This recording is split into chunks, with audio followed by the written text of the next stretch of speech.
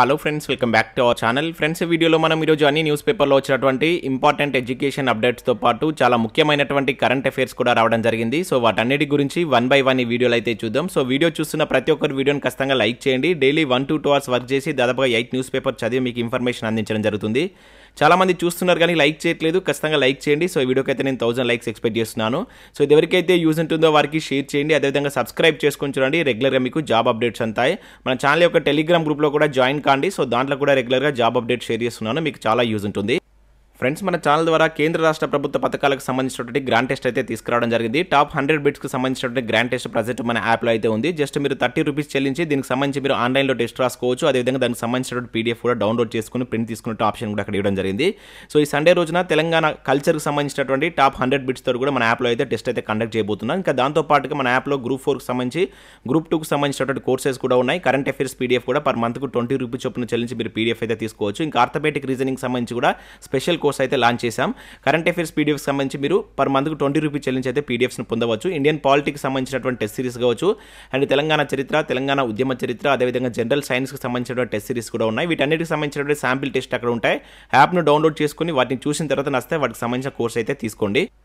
Friends, ఈరోజు news పేపర్లో వచ్చినటువంటి అప్డేట్స్ కనుక చూసినట్టయితే మనకు ఫస్ట్ అప్డేట్ వచ్చేసి గ్రూప్ 3లో మరో 12 పోస్టులు అంటూ మనకు Tspsc నుంచి ఒక అప్డేట్ అయితే రావడం జరిగింది.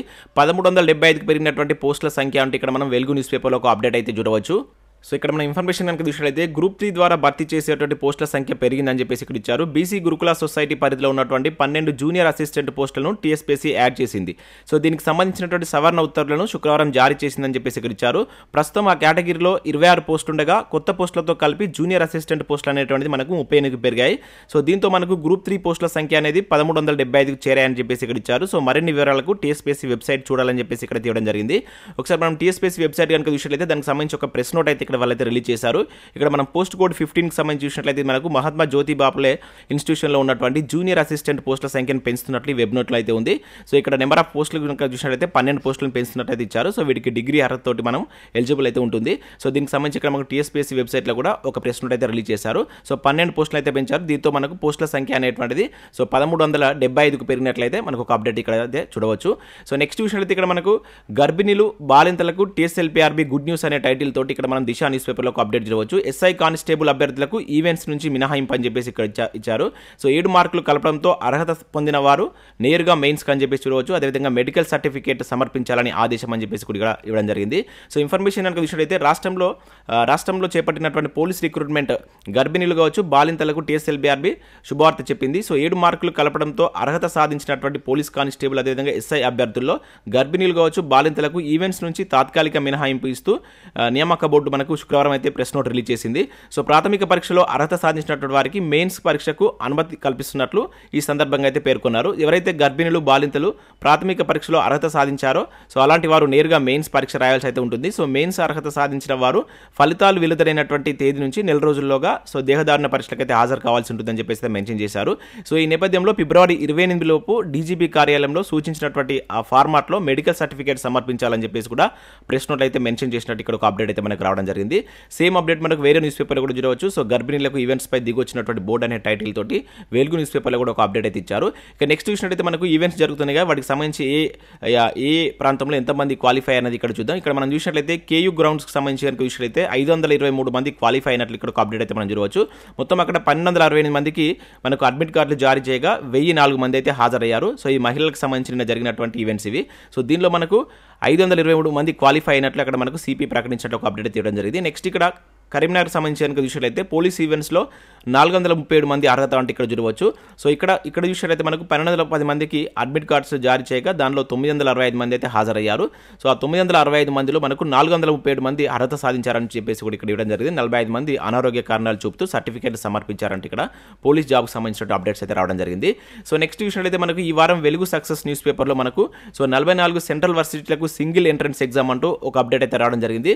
సో మనకి ఏదైతే నేషనల్ టెస్టింగ్ టెస్టింగ్ ఏజెన్సీ ద్వారా మనకు నిర్వహించేటువంటి కామన్ యూనివర్సిటీస్ ఎంట్రన్స్ టెస్ట్ ఉంటుంది కదా, దానికి సంబంధించి సో ఏ విధంగా ప్రిపేర్ కావాలి, దాని నోటిఫికేషన్ సంబంధించి కావచ్చు అండ్ ప్రిపరేషన్కి సంబంధించిన కంప్లీట్ డీటెయిల్స్ అయితే మనకి ఈరోజు వెలుగు సక్సెస్ న్యూస్ పేపర్లో ఇచ్చారు. దాంతోపాటుగా రీసెంట్గా మనకు బీఎస్ఎఫ్ ఎస్ఐ కానిస్టేబుల్ ఉద్యోగాలకు సంబంధించిన నోటిఫికేషన్ వచ్చింది, దానికి సంబంధించిన వివరాలు చూడవచ్చు. ఇంకా అదే కాకుండా ఈ వారంలో వచ్చినటువంటి ముఖ్యమైనటువంటి కరెంట్ అఫైర్స్ కూడా ఇచ్చారు. సో మాక్సిమం ఈ కరెంట్ అఫైర్స్ అని మనం ఆల్రెడీ మన ఎడ్యుకేషన్ అప్డేట్స్లో భాగంగా అయితే డిస్కస్ చేసాం. దాంతోపాటుగా ఐడిబిఐలో స్పెషలిస్ట్ ఆఫీసర్ సంబంధించి కావచ్చు, అగ్నివీర్ నోటిఫికేషన్ సంబంధించినటువంటి వివరాలు కూడా ఈరోజు మనకు వెలుగు సక్సెస్లో అయితే ఉన్నాయి. సో ఇంట్రెస్టెడ్ క్యాండిడేట్స్ ఎవరైనా ఉన్నట్లయితే దీన్ని ఒకసారి డౌన్లోడ్ చేసుకొని చూసేటువంటి ప్రయత్నం చేయండి. సో నెక్స్ట్ విషయం అయితే మనకి ఇక్కడ బీటెక్ నుంచి పీహెచ్డీలోకి అంటూ మరొక అప్డేట్ ఇక్కడ నమస్తే తెలంగాణలో చూడవచ్చు. ఇక్కడ విషయం అయితే హానర్స్ డిగ్రీ వారికి ప్రవేశాలు ఎంటెక్ లేకుండానే రీసెర్చ్ స్టడీ, సో జేఎన్టీయూ నిర్ణయం అని చెప్పేసి ఇక్కడ ఇచ్చారు. సో బీటెక్ విద్యార్థులు కూడా రీసెర్చ్ వైపు వెళ్ళాలా అని జేఎన్టీయూ నిర్ణయం తీసుకుందని చెప్పేసి ఇక్కడ ఇవ్వడం జరిగింది. ఇక్కడ నుంచి బీటెక్ నుంచే పీహెచ్డీలోకి ప్రవేశాలు పొందేలా అవకాశం కల్పించింది. సో ఇక్కడ విషయంలో మనకు హానర్స్ బీటెక్ డిగ్రీ పూర్తి చేసిన వారికి ఈ అవకాశం అయితే కల్పించాలని వర్సిటీ నిర్ణయం తీసుకుందని చెప్పేసి ఇక్కడ ఇచ్చారు. సో గతంలో బీటెక్ విద్యార్థులు ఎట్లా ఏ విధంగా ఉందంటే పీహెచ్డీ చేయాలంటే కంపల్సరీ ఎంటెక్ చేయాల్సి అయితే ఉండేది. ఇప్పుడు ఎంటెక్ చేయకుండా డైరెక్ట్గా సో పీహెచ్డీ చేసేటువంటి అవకాశాన్ని మనకు జేఎన్టీయూ కల్పిస్తున్నట్లు ఇక్కడ ఒక అప్డేట్ అయితే ఇవ్వడం జరిగింది. ఇది మనకు వచ్చే విద్యా సంవత్సరం నుంచి దీన్ని వెసులుబాటు కల్పిస్తామని చెప్పేసి ఇక్కడ ఒక అప్డేట్ అయితే ఇచ్చారు. సో నెక్స్ట్ అప్డేట్ అనుకు చూసినట్లయితే మనకు ఐడిబిఐ బ్యాంక్లో 600 అసిస్టెంట్ మేనేజర్లు అంటే ఒక అప్డేట్ ఇక్కడ చూడవచ్చు. సో 600 అసిస్టెంట్ మేనేజర్లకు సంబంధించి మనకు ఒక నోటిఫికేషన్ అయితే ఐడిబిఐ రిలీజ్ చేసింది. సో ఏదైనా డిగ్రీ అర్హత విత్ 2 years ఎక్స్పీరియన్స్ ఉన్న వాళ్ళైతే వీటికైతే అప్లై చేసుకోవచ్చు. ఇక్కడ ఎక్స్పీరియన్స్ అనేది బ్యాంకింగ్ ఫైనాన్స్ సర్వీస్లో కావచ్చు, ఇంకా ఏదైనా ప్రాంతీయ గ్రామీణ బ్యాంకులో ఇటువంటి వాటిలో మీకు ఇన్సూరెన్స్ సెక్టార్లో కూడా కనీసం 2 years ఎలిజిబుల్ అర్హత ఉన్నట్లయితే మీరు వీటికి అప్లై చేసుకోవచ్చు. 21 to 30 మధ్య ఏజ్ అనేది ఉండాలి. ఆన్లైన్ టెస్ట్ అదేవిధంగా డాక్యుమెంట్ వెరిఫికేషన్ ద్వారా వీటి యొక్క ఎంపిక ప్రక్రియ అయితే ఉంటుంది. సో వీటికి మీరు ఆన్లైన్లో దరఖాస్తు చేసుకోవాలి. ఈ నెల 28 లోపు మీరు ఇక్కడటువంటి వెబ్సైట్కి వెళ్ళి మీరు అప్లై చేసుకోండి. సో ఆన్లైన్లో పరీక్ష అనేది ఏప్రిల్లో ఉంటుందని చెప్పేసి ఇక్కడ ఒక అప్డేట్ అయితే మనం చూడవచ్చు. నెక్స్ట్ ఇక్కడ చూసినట్లయితే మనకు ఆంధ్రజ్యోతి దిక్సూచిలో సో ఇక్కడ మనకు సువిశాల సామ్రాజ్యం మౌర్యుల సంతం అంటూ మనకు గ్రూప్స్కి యూజ్ అయ్యే విధంగా ఇండియన్ హిస్టరీ విభాగం నుంచి ఒక మంచి ఆర్టికల్ అయితే ఇచ్చారు. చాలా బాగుంది ఆర్టికల్. ఒకసారి మీరు దీన్ని డౌన్లోడ్ చేసుకొని చూసేటువంటి ప్రయత్నం చేయండి. రానున్నటువంటి పోటీ పరీక్షలు యూజ్ అయ్యేటువంటి కంటెంట్ ఇది. సో నెక్స్ట్ చూసినట్లయితే ఇక్కడ మనకు కొత్తగా 50 బీసీ గురుకులాలు అంటూ చూడవచ్చు. సో ప్రభుత్వానికి బీసీ సంక్షేమ శాఖ ప్రతిపాదనలు వచ్చే విద్యా సంవత్సరంలో ప్రారంభించేందుకు అనుమతి ఇవ్వాలంటూ అభ్యర్థన అంటూ ఇక్కడ ఒక అప్డేట్ రావడం జరిగింది. సో మనకు మహాత్మా జ్యోతి బాపులే బీసీ గురుకుల సొసైటీ పరిధిలో కొత్తగా మరో 50 గురుకులాలు ఏర్పాటు కానున్నాయి. సో 2023-24 విద్యా సంవత్సరం నుంచి ఈ 33 గురుకుల పాఠశాలలు కావచ్చు 17 డిగ్రీ కళాశాలను ప్రారంభించేందుకు అనుమతులు ఇవ్వాలంటూ మనకు బీసీ సంక్షేమ తాజాగా ప్రభుత్వానికి ప్రతిపాదనలు పంపినట్లు ఇక్కడ ఒక అప్డేట్ అయితే రావడం జరిగింది. సో ఒకవేళ అనుమతులు కనుక లభిస్తే అదనంగా మనకు 13,360 సీట్లు అందుబాటులోకి వస్తాయి. సో బీసీ గురుకుల సొసైటీ పరిధిలో ప్రస్తుతం మనకు 294 గురుకుల పాఠశాలలు 16 గురుకుల డిగ్రీ కళాశాలలు అయితే ఉన్నాయి. సో జిల్లాకు డిగ్రీ కళాశాల చొప్పున 33 డిగ్రీ కళాశాలలు ఏర్పాటు చేస్తామని వచ్చే 5 ఏళ్లలో ఏటా జిల్లాకు 1 చొప్పున 33 గురుకుల పాఠశాలను ప్రారంభిస్తామని చెప్పేసి గతంలో మనకైతే ప్రభుత్వం అయితే ప్రకటించింది. ఈ నేపథ్యంలో నెక్స్ట్ విద్యా సంవత్సరం నుంచి వీటికి సో దానికి సంబంధించినటువంటి సంబంధిత శాఖ సో వచ్చే విద్యా సంవత్సరం నుంచి వాటిని ప్రారంభించేందుకు అనుమతులు ఇవ్వాలంటూ అభ్యర్థన చేసినట్లు ఇక్కడ ఒక అప్డేట్ అయితే మనకు రావడం జరిగింది. సో ఇవి మనకు వివిధ న్యూస్ పేపర్లో వచ్చినటువంటి important education updates. Next current affairs చూద్దాం. చాలా ముఖ్యమైనటువంటి కరెంట్ అఫైర్స్ అయితే రావడం జరిగింది. వీడియోని స్కిప్ చేయకుండా ఎండ్ వరకు చూడండి. చూసే ప్రతి ఒక్కరు ఖచ్చితంగా లైక్ చేయండి. ఒకే వీడియోలో మీకు ఎడ్యుకేషన్ అప్డేట్స్ కావచ్చు అదేవిధంగా కరెంట్ అఫైర్స్ అయితే కలిపి అందించడం జరుగుతుంది. ప్రతి ఒక్కరు లైక్ చేసి మీ మిత్రులకైతే షేర్ చేయండి. సో ఫస్ట్ కరెంట్ అఫైర్ కనుక చూసినట్లయితే ఇక్కడ మనకు బాన్స్వాడ ఎంసీహెచ్కు జాతీయ గుర్తింపు అని చెప్పేసి ఒక ఇంపార్టెంట్ కరెంట్ అఫైర్ ఇక్కడ చూడవచ్చు. దేశంలోనే మనకు బిఎఫ్హెచ్ఐ అక్రిడేషన్ సాధించినటువంటి తొలి ప్రభుత్వ ఆసుపత్రి అని చెప్పేసి ఇక్కడ ఇవ్వడం జరిగింది. సో మనకు రాష్ట్రంలో ఉన్నటువంటి కామారెడ్డి జిల్లాలో గల బాన్స్వాడ మాతా శిశు సంరక్షణ కేంద్రానికి జాతీయ స్థాయి గుర్తింపు లభించిందని చెప్పేసి ఇక్కడ ఇవ్వడం జరిగింది. తల్లిపాలను ప్రోత్సహిస్తూ breast feeding friendly hospital initiative అందించేటువంటి breast feeding friendly accreditation grade 1కు ఈ ఆసుపత్రి అయితే సెలెక్ట్ కావడం జరిగింది. సో దేశంలోనే ఈ ఘనత సాధించినటువంటి మొదటి ప్రభుత్వ ఆసుపత్రిగా మనకు ఈ బాన్స్వాడ ఎంసీహెచ్ అయితే గుర్తింపు పొందినట్లు ఇక్కడ ఒక అప్డేట్ అయితే మనకు రావడం జరిగింది. చాలా ఇంపార్టెంట్ ఇది. సో దీనికి సంబంధించి ఈరోజు మనకు చాలా న్యూస్ పేపర్లో అయితే అప్డేట్స్ అయితే రావడం జరిగింది. ఇక్కడ మరొక న్యూస్ పేపర్లో కూడా దీనికి సంబంధించి అయితే చూడవచ్చు. సో ఇక్కడ ఇదేంటంటే మనకు శిశు ఆరోగ్యం కోసం ప్రపంచ ఆరోగ్య సంస్థ 10 ప్రమాణాలను అయితే నిర్దేశించింది. సో దీంతో పాటు కేంద్ర ప్రభుత్వం కూడా మనకు మదర్స్ అబ్సల్యూట్ అఫెక్షన్ మా పేరుతో ప్రత్యేక కార్యక్రమాన్ని అయితే అమలు చేస్తుంది. అయితే ఈ ప్రమాణాలకు అనుగుణంగా ఈ బెస్ట్ ఫీడింగ్ను ప్రోత్సహిస్తున్నటువంటి దవాఖానాలకు మనకు యూనిసెఫ్ కావచ్చు, breast feeding promotion network of India, అదేవిధంగా association of health provider India, so సంయుక్తంగా ఎంపిక చేసి మనకు ఈ BFHI అనేటువంటి అక్రిడేషన్ ఇస్తుంటాయి అన్నమాట. సో ఈ సర్టిఫికేట్ అనేటువంటిది మనకు 3 సంవత్సరాలు వ్యాలిడిటీలో ఉంటుంది. అయితే ఇప్పటి వరకు ఈ గుర్తింపు పొందినటువంటి హాస్పిటల్స్ మన దేశంలో 4 మాత్రమే ఉన్నాయి. సో ఆ 4ట్లో 3 ప్రభుత్వ ఆసుపత్రులే. సో ఇప్పుడు ఈ 4వది వచ్చేసి ఇది ఒకటి మాత్రమే మనకు ఇది ఒకటి మాత్రమే మనకు ప్రభుత్వ ఆసుపత్రి, మిగతా 3 వచ్చేసి మనకు ప్రైవేట్. ఇది దీని యొక్క ఇంపార్టెన్స్ మనం గుర్తుంచుకోవాల్సి ఉంటుంది. అది మన తెలంగాణకు సంబంధించినటువంటి హాస్పిటల్ కనుక సో రానున్నటువంటి పోటీ పరీక్షలో చాలా ఇంపార్టెంట్ గుర్తుంచుకునేటువంటి ప్రయత్నం చేయండి. సో ఎక్కడంటే మనకు కామారెడ్డి జిల్లాలో ఉన్నటువంటి బాన్స్వాడ సంబంధించినటువంటి MCH హాస్పిటల్ అనమాట. సో దాన్ని మీరు ఇక్కడ గుర్తుంచుకోండి. సో నెక్స్ట్ కరెంట్ అఫేర్ కనుక చూసినట్లయితే పాలమూరుకు పచ్చ జెండా అనే టైటిల్ తోటి ఒక ఇంపార్టెంట్ కరెంట్ అఫేర్ ఇక్కడ చూడవచ్చు. ఎత్తిపోతలతో తాగునీటికి సంబంధించి 7.15 TMCల పనులు కొనసాగించుకోవచ్చు అన్నటువంటి సుప్రీంకోర్టు అని చెప్పేసి ఇక్కడ ఇచ్చారు. NGT విధించినటువంటి పరిహారం కావచ్చు, జరిమానాపై స్టే, తదుపరి విచారణ ఆగస్టు వాయిదా అంటూ మనకు సుప్రీంకోర్టు ఒక కీలక తీర్పు అయితే ఇవ్వడం జరిగింది. సో నెక్స్ట్ మనకు సుప్రీంకోర్టుకు సంబంధించి మరొక ఇంపార్టెంట్ తీర్పు కూడా వచ్చింది. సో ఇది మనకు ఢిల్లీ మేయర్ ఎన్నికలకు సంబంధించినటువంటి తీర్పు కూడా మనకు సుప్రీంకోర్టు అయితే ఇవ్వడం జరిగింది. సో ఈ రెండింటి గురించి అయితే చూద్దాం.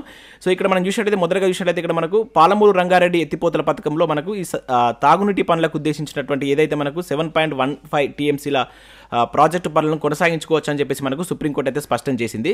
అయితే ఇదే ప్రాజెక్టులో మనకు పర్యావరణానికి జరిగినటువంటి నష్టానికి పరిహారం కింద మనకు NGT అయితే కొంత ఇది 528 కోట్ల పరిహారం కావచ్చు, 300 కోట్ల జరిమానాను అయితే విధించడం జరిగింది. సో దానిపై కూడా మనకు సుప్రీంకోర్టు అయితే స్టే విధించడం జరిగింది. యాక్చువల్లీ ఇక్కడ ఏం జరిగిందంటే మనకు సో ఈ ప్రాజెక్టుకు సంబంధించి మనకు ఆంధ్రప్రదేశ్లో ఉన్నటువంటి వైఎస్ఆర్ జిల్లాకు సంబంధించినటువంటి చంద్రమౌళి కావచ్చు, కొంతమంది ఇంకా రైతులు సో ఇది పర్యావరణ అనుమతులు లేకుండా ఈ ప్రాజెక్టు కడుతున్నారని చెప్పేసి సుప్రీంకోర్టులో అయితే వీళ్ళు కేసు వేయడం జరిగింది. సో ఆ పనులను నిలిపివేయాలని చెప్పేసి మనకు 2021 నవంబర్లో మనకు సుప్రీంకోర్టు ఆదేశించింది. అయినా కూడా వాటిని ఆదేశాలు పట్టించుకోకుండా పనులు అయితే కొనసాగించారు. 2022 డిసెంబర్ 22న మనకు తెలంగాణ ప్రభుత్వానికి సో పరిహారం అదేవిధంగా జరిమానా కూడా మనకు NGT అయితే విధిస్తూ ఉత్తర్వులు అయితే జారీ చేస్తుంది అన్నమాట. దాని మీద మన తెలంగాణ వాళ్ళు సుప్రీంకోర్టుని అయితే ఆశ్రయించారు. సో ఈ నేపథ్యంలో ఈ తీర్పు అయితే రావడం జరిగింది. సో ఇక్కడ మనం ఓవరాల్గా మనం గుర్తుంచుకోవాల్సింది ఏంటంటే ఈ NGT అనేది ఈ మధ్య కాలంలో మనకి ఎక్కువగా వార్తల్లో ఉంటుంది. ఏదైతే మనకు జాతీయ హరిత ట్రిబ్యునల్ అనేటువంటిది ఎక్కువగా వార్తల్లో ఉంటుంది కనుక దీనికి సంబంధించిన అంశాలు ఒకసారి చూడండి. ఇది మనకు ఎటువంటిది రాజ్యాంగబద్ధ సంస్థన, చట్టబద్ధ సంస్థన అనేటువంటి చాలా చాలా ఇంపార్టెంట్. మనకి ఎప్పుడు ఏర్పడేది అనేది కింద నాకు కామెంట్ చేసేటువంటి ప్రయత్నం చేయండి. రీసెంట్గా NGT మనకు ఆంధ్రప్రదేశ్లో కూడా ఒక దానికి సంబంధించి చాలా నష్టపరిహారాన్ని అయితే విధించడం జరిగింది. అది ఏ ఇష్యూ అనేది కూడా కింద కామెంట్ చేసేటువంటి ప్రయత్నం చేయండి. గత 2 months బ్యాక్ కూడా దాన్ని మనం డిస్కస్ చేయడం జరిగింది. సో నెక్స్ట్ అప్డేట్ కనుక ఇక్కడ చూసినట్లయితే మనకు నామినేటెడ్ సభ్యులు ఓటేయడానికి వీల్లేదు అంటూ మనకి ఇక్కడ సుప్రీంకోర్టు అయితే ఒక కీలక తీర్పు అయితే ఇవ్వడం జరిగింది. సో ఢిల్లీ మేయర్ ఎన్నికలపై సుప్రీంకోర్టు కీలక తీర్పు అంటే ఇక్కడ చూడవచ్చు. ఎన్నికల తేదీని 24 గంటల్లోగా ప్రకటించాలని ఆదేశం అని చెప్పేసి ఇక్కడ మనం చూడవచ్చు. So Delhi municipal corporation mayor ఎన్నికల వివాదానికి సుప్రీంకోర్టు శుక్రవారం తెరదించింది. సో మేయర్ ఎన్నికల్లో నామినేటెడ్ సభ్యులు ఓటు వేయడానికి వీల్లేదు అని తేల్చి చెప్పింది. సో డిప్యూటీ మేయర్ కావచ్చు, స్టాండింగ్ కమిటీల సభ్యుల ఎన్నికల్లో కూడా నామినేటెడ్ సభ్యులు ఓటేయరాదని చెప్పేసి స్పష్టం చేసినట్లు ఇక్కడ ఒక తీర్పు అయితే రావడం జరిగింది. సో దీనికి సంబంధించి మనకు మున్సిపల్ యాక్ట్ ఏదైతే మనకు 74వ రాజ్యాంగ సవరణ ద్వారా మనకు మున్సిపల్ చట్టాన్ని అయితే తీసుకురావడం జరిగింది రాజ్యాంగంలోకి. సో దానికి సంబంధించి అక్కడ మనకు 243(r) అనేటువంటిది మనకి ఈ విషయాన్ని అయితే తెలియజేస్తుంది. సో దాన్ని ఇక్కడ మనకు సుప్రీంకోర్టు అయితే ప్రస్తావించింది. సో ఈ నేపథ్యంలో మనం ఆ 74వ రాజ్యాంగ సవరణకు సంబంధించి అయితే చూసుకోవాల్సి అయితే ఉంటుంది. సో ఇటువంటి వార్తల్లో ఉంటున్నటువంటి సమయంలో మనకు జనరల్ స్టడీస్ విభాగం నుంచి కావచ్చు, సబ్జెక్ట్ నుంచి కూడా ఎక్కువ క్వశ్చన్స్ అడుగుతున్నారు. ఒకసారి దాన్ని చూసుకున్నట్టు ప్రయత్నం చేయండి. సో ఇక్కడ జరిగినటువంటి వివాదం ఏంటంటే మనకు 2022 డిసెంబర్లో సో ఢిల్లీలో మనకు మున్సిపల్ కార్పొరేషన్ ఎన్నికలు అయితే జరిగాయి. సో అక్కడ మొత్తం 250 వార్డులు అయితే ఉన్నాయి. దానిలో 134 వార్డుల్లో మనకు యాప్ అయితే విజయం సాధించింది. 104 ప్లేసెస్లో మనకు బీజేపీ విజయం సాధించింది. అయితే అక్కడ ఉన్నటువంటి లెఫ్టినెంట్ గవర్నర్ ఎవరైతే మనకు ఢిల్లీ లెఫ్టినెంట్ గవర్నర్గా పనిచేస్తున్నటువంటి V K Saxena so governor nominate చేసినటువంటి సభ్యులు కూడా ఓటు వేయచ్చు అని చెప్పేసి మనకు అతను చెప్పడం జరిగింది. దానికి అనుగుణంగా అక్కడ ఉన్నటువంటి ఎవరైతే ప్రిసైడింగ్ అధికారి కూడా దానికి సమ్మతించడం జరిగింది అనమాట. అయితే ఈ మేయర్ ఎన్నికలపై సో అక్కడ ఆమ్ ఆద్మీ పార్టీ అదేవిధంగా బీజేపీ మధ్య కొంత గొడవ అయితే జరిగింది. 3 సార్లు వాటిని అయితే వాయిదా వేస్తూ వచ్చారు. సో ఈ నేపథ్యంలో దీనికి సంబంధించి మనకు సుప్రీంకోర్టు అయితే తీర్పు ఇవ్వడం జరిగింది. సో ఇదంతా మనకు ఇప్పుడు 74వ రాజ్యాంగ సవరణకు సంబంధించిన అంశాలు వార్తల్లో ఉన్నాయి కనుక దాన్ని ఒకసారి చూసుకునేటువంటి ప్రయత్నం చేయండి. సో నెక్స్ట్ చూసినట్లయితే ఇక్కడ మనకు ఏక్నాథ్ షిండేకు శివసేన అని చెప్పేసి ఇక్కడ చూడవచ్చు. ఎన్నికల గుర్తు విల్లు బాణం కూడా కేటాయింపు. సో ఎన్నికల కమిషన్ నిర్ణయం. సో ఉద్దవ్ ఠాక్రేకు గట్టి ఎదురు దెబ్బ అని చెప్పేసి ఇవ్వడం జరిగింది. సో మనకి ఎన్నికల కమిషన్ కూడా ఈ రోజు మనకు 2 అంశాల్లో అయితే వార్తల్లో ఉంది. ఇంకొకటి వచ్చేసి ఆ 48 గంటల వ్యవధిలో ఓటు కోరుతూ ట్వీట్ చేసినా కూడా ఉల్లంఘనే అంటూ మరొక అంశాన్ని కూడా మనకు ఎన్నికల సంఘం అయితే ప్రస్తావించడం జరిగింది. మొదట ఇక్కడ మనకు మహారాష్ట్రకు సంబంధించి కనుక చూసినట్లయితే సో మనకు మహారాష్ట్ర మాజీ సీఎం ఉద్దవ్ ఠాక్రేకు రాజకీయంగా గట్టి ఎదురుదెబ్బ తాకిందంటే ఇక్కడ ఇవ్వడం జరిగింది. శివసేన పేరు కావచ్చు, ఆ పార్టీ గుర్తు విల్లు బాణం ముఖ్యమంత్రి ఏక్నాథ్ షిండే నేతృత్వంలోని చీలిక వర్గాంది అని చెబుతూ మనకు ఎన్నికల సంఘం అయితే శుక్రవారం స్పష్టం చేసినట్లయితే ఇక్కడైతే ఒక అప్డేట్ రావడం జరిగింది.